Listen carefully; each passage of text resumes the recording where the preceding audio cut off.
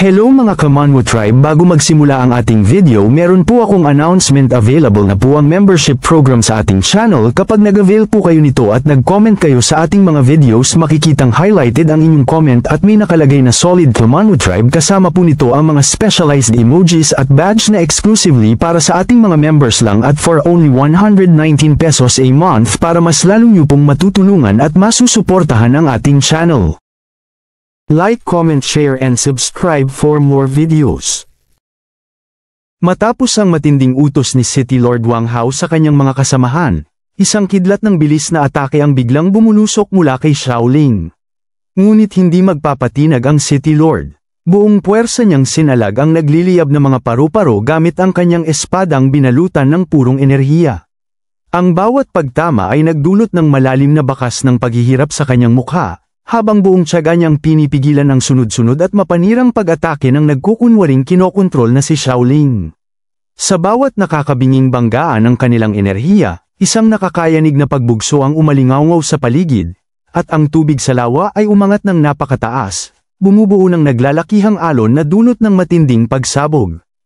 Sa di kalayuan, ang mga nagmamasid na mandirigma ay hindi makapaniwala sa nakamamanghang sagupaan ng dalawang makapangyarihang nilalang. Ang lakas ng nagbabanggaan nilang enerhiya ay lumikha ng isang nakakapanindig balahibong bugso ng hangin na umabot hanggang sa kanilang kinaroroonan. Napakalakas nito na tila yayanigan ng buong kagubatan. Isang lalaki ang napasinghap sa pagkabigla, habang ang hangin ay humahampas sa kanya. Naibulong niya sa kanyang sarili, na tila di makapaniwala, ang lakas ng dalawang kabataang ito ay higit pa sa aking pinakamalalim na imahinasyon. Habang kanilang pinagmamasdan ang napakapambihirang labanang ito, lumubog sa malalim na pag-iisip ang lalaki at kanyang idinagdag, ang orihinal na lakas ng Flame Princess ay kahanga-hanga na, at ngayong kinokontrol siya ng Divine Flower, lumakas pa ang kanyang spiritual na kapangyarihan ng di hamak. Ang boses niya ay puno ng paghanga, at ang batang yun na si Wang Hao, nakikipaglaban siya sa ganoong kalakas na kalaban. Patuloy ang kanyang pagsasalita habang buong lakas niyang nilalabanan ang nagkalat na enerhiya sa hangin, kahit narito pa ang amo at ang pangalawang kapatid, malamang ay mahihirapan din silang lumaban dito. Ang kanyang mga salita ay nagpapakita ng pagkilala sa pambihirang kapangyarihan ng dalawang naglalaban. Nang walang patumpik-tumpik, agad niyang sinabi sa kanyang mga kasamahan, dapat na tayong kumilos sa lalong madaling panahon. Hindi mahalaga kung sino ang kalaban, maging ang banal na bulaklak o ang halimaw na toro. Kami, ang mga Dragon Guards, ay dapat silang hulihin. Ang kanyang mga salita ay puno ng determinasyon. Samantala, sa kabila ng naglalagablab na labanan sa sentro ng kagubatan, unti-unting lumitaw ang napakaraming halimaw na tila naakit sa makapangyarihang aura ng Divine Flower. Bawat galaw nila ay puno ng uhaw sa kapangyarihan, at ang kanilang mga sigaw ay umalingawngaw, nagpapayanig sa buong kapaligiran. Sa kanilang likuran, ang dalawang mandirigma, kabilang ang matabang lalaki, ay mabilis na nakasunod, handang sunggaban ang banal na bulaklak. Ngunit sa pagdami ng mga halimaw, lalong naging mabigat ang enerhiya sa paligid. Ang tensyon ay kitang-kita sa bawat paghampas ng kanilang mga buntot at pag-ungol ng kanilang mga bibig. Sa bawat paglapit, lalong lumalakas ang pakiramdam ng nagbabantang kapangyarihan. Ang lintik na toroong yan, kapag nahuli natin, gagawin natin itong sinabawan. Galit na bulong ng matabang lalaki, ang kanyang mata ay nagniningas sa pagkauhaw sa paghihiganti at sa kayamanan. Sa unahan, habang mabilis na tumatakbo, maririnig sa hininga ng Demon Bull ang bigat ng sitwasyon. Damit, siyanggal niya, ang kanyang mga hooves ay humahampas sa lupa habang buong bilis niyang nilalampasan ang mga puno, desperadong makatakas. Kitang-kita sa kanyang likuran ang daan-daang halimaw na naghahangad ng kapangyarihan, hindi sumusuko hanggat hindi nila nasusungkit ang Divine Flower mula sa kanyang mga kamay.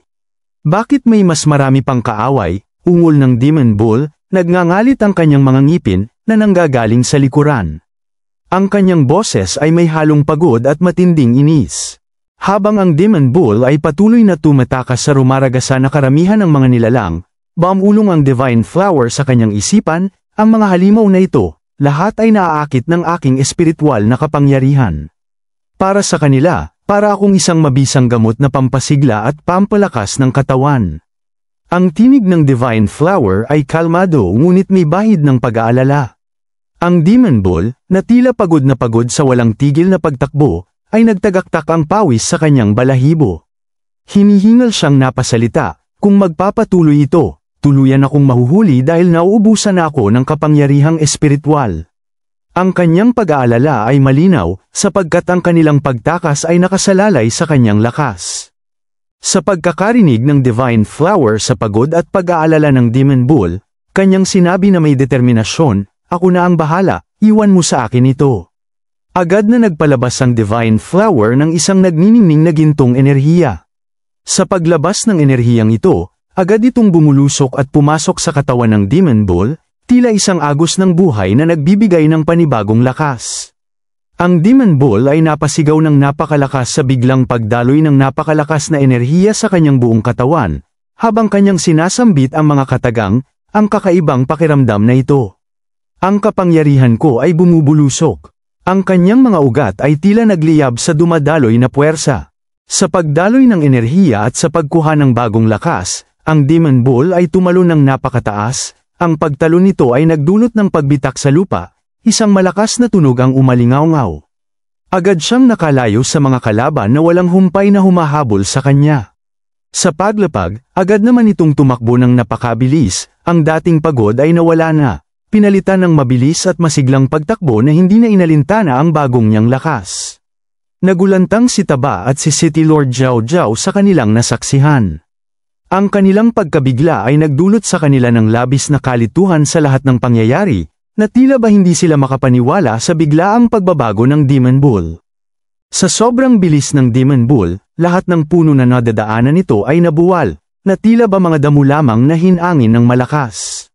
Samantala, makikita ang Nine-Tails Fox, White Tiger, at Thorn na mabilis na lumilipad at nagmamadali, tila ba ay patungo rin sa labanan para tulungan ang kanilang kasamahan. Ang Nine-Tails Fox ay nagsalita, ang boses niya ay puno ng pag-aalala, "Bilasan natin, may masama akong kutob."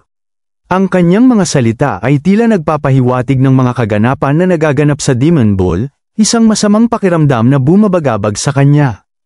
Agad na sinabi ni Thorn na may pagmamadali, ang kanyang mga sigaw ay punong-puno ng pag-aalala, "Tara na!" "Xiaobai," at sumagot naman ang White Tiger ng isang malakas na roar, sumasang-ayon kay Thorn ng buong puso. Sinabi ng Fox, "Kung gayon, ako din ay magmamadali ng pumunta para tulungan sila." Sa kanilang mga salita, hindi na sila nagsayang ng oras. Agad silang lumipad ng napakabilis, na tila ba isang enerhiya na lang na bumubulusok sa bilis nito, nag-iiwan ng mga bakas ng liwanag sa kalangitan. Sa ibaba, kasama nila Nine-Tails Fox, makikita ang panda na nakatingin sa mabilis na pagbulusok ng kanyang mga kasamahan. Makikita ang mukha nito na labis na nadidismaya sa kaganapan. Ang panda ay nakatitig na lang sa itaas, at naiinis, napatanong na lang ang panda, "Kasalanan ko ba na hindi ako makalipad?" Nagsalita naman si King Kong na tila nadidismaya rin sa kanyang sarili, "Binabawasan ba nila ang bilis kanina para lang hintayin tayo?" Isang halatang pagkainggit sa mga may kakayahang lumipad. Sa kabilang banda, makikita ang patuloy na pagtakas ng Demon Bull sa mga kalaban habang sumusulyap sa kanyang likuran kung mayroon pa bang nakasunod sa kanya. Sa isang iglap, isang palaso ng gintong enerhiya ang mabilis na bumulusok, patungo sa kanilang direksyon. Sa pagtama nito sa lupa, gumawa ng makapal na usok na agad tumabon sa kanila, ginawang mahirap makita ang kanilang kinaroroonan. Mula sa likod ng usok, ipinakita ang isang lalaki na nagmula sa Dragon Guard, sinabi nito, ang reaksyon ng Demon Bull ay di kamangha-mangha. Mabilis. Ang kanyang tinig ay may halong paghanga at pagkilala sa bilis ng Demon Bull. Nagpatuloy ang lalaki sa pagsasalita habang nakaharap sa Demon Bull at Divine Flower, ang kanyang tingin ay matalim. Kanyang sinabi sa Demon Bull, "Matagumpay mong naiwasan ang aking atake." Sa kabila ng bilis ng palaso, nabigla siya sa mabilis na reaksyon ng Demon Bull. Ang Divine Flower ay nabigla at may naramdaman sa paligid na tila nagtatago, naghihintay ng tamang panahon para sa isang patagang pag-ambush. At bigla na lang, ang dalawa nitong kasamahan mula sa Dragon Guard ay lumitaw sa likuran ng Demon Bull. Ang pag-atake na ito ay di inaasahan ng Demon Bull, isang patunay na ang grupo na ito ay mautak at hindi katulad ng iba na padalos-dalos lang sa pagsugod. Agad na nataman ng Demon Bull sa pinagsamang atake ng dalawa. Ang dugo nito ay bumulwak, nagkalat sa paligid, isang matingkad na pula na nagpapakita ng matinding pinsala.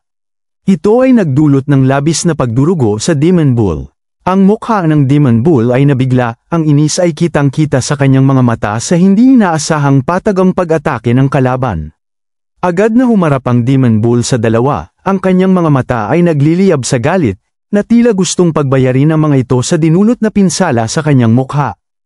Napaisip ng malalim ang Demon Bull tungkol sa mga taong ito na bago niya palang nakita. Kanyang sinabi, malakas ang aura ng mga taong ito. Tila ba hindi niya inaasahan na makatagpo ng iba pa bukod sa nakalaban niyang si City Lord Zhao Zhao. At kanyang idinagdag, ngunit hindi pa rin sapat para hindi sila matatalong kalaban. Alam niya na hindi ito magiging madali, ngunit ang tsansa na manalo ay hindi mas mababa. Ang problema ay ang malaking bilang ng mga halimaw sa likod nila. Kanyang napagtanto na ang masyadong maraming kalaban, kasama pa ang napakaraming bilang ng mga halimaw, ay talagang isang matinding problema na kailangan niyang paghandaan. At nagpatuloy ang Demon Bull sa malalim na pag-iisip, ang kanyang noo ay nakakunot. Sa wakas ay naiintindihan ko na kung bakit gusto ng banal na puno na kumilos tayo ng sabay-sabay. Ang bawat salita at plano ng kanilang master ay nagiging malinaw sa kanyang isipan, tila isang puzzle na nabubuo. Naputol ang malalim na pag-iisip ng Demon Bull nang biglang nagsalita ang lalaki sa kanyang harapan, ibigay mo ang banal na bulaklak, at ililigtas ko ang buhay mo. Ang kanyang boses ay mayabang at puno ng pagmamaliit, na tila ba kayang talunin ng Demon Bull ng napakadali lang. Ang Demon Bull ay labis na nainis, ang galit nito ay sumiklab sa pangmamaliit sa kanya ng mga taong ito. Nagbibiro ka ba? Bulong ng Demon Bull, ang kanyang mga mata ay nagliliyab. Agad na ginamit ng Demon Bull ang kanyang kakayahan na nagpatigil sa dalawa. Ang kanilang mga katawan ay biglang bumigat, at ang kanilang mga tuhod ay tila nanghina, hirap na hirap silang kumilos. Sinabi naman ng lalaki, na tila ay nagmamayabang pa kanina, ito ay gravitational force. Ang kanyang boses ay may halong pagkabigla at takot sa hindi inaasahang kapangyarihan ng Demon Bull. Makikita ang mukha ng Demon Bull na puno ng matinding determinasyon na pabagsakin ang kalaban, ang kanyang tingin ay naninindak. Habang ang kalaban ay patuloy na nahihirapang gumalaw, sa bawat pagtagal ay lalong bumigat ang kanilang katawan, tila ba pinipiga ng isang di nakikitang puwersa. Sa kanilang harapan, ipinakita ang Demon Bull na ang kapangyarihan ay lalong lumalakas, ang kanyang aura ay nagiging mas matingkad. Pagkatapos, ipinakita ng system ang kakayahan ng Demon Bull, Green ginagawang isang makalangit na katawan ng sarili, patuloy na dinaragdagan ang gravidad. Ang kanyang katawan ay tila naging isang sentro ng bigat na humihila sa lahat. Naramdaman ng Divine Flower ang di inaasahang at mapanganib na paglakas ng kapangyarihan ng Demon Bull. Sa kanyang pagkabigla, nasabi na lang niya, malaking nilalang, ano ang ginagawa mo? Ang Demon Bull ay labis na nagalit, ang kanyang kapangyarihan ay labis na tumataas dulot ng pagpilit sa kanyang sariling limitasyon. Sinabi ng Demon Bull sa galit na tono, ang kanyang boses ay tila kulog, hindi pa sapat.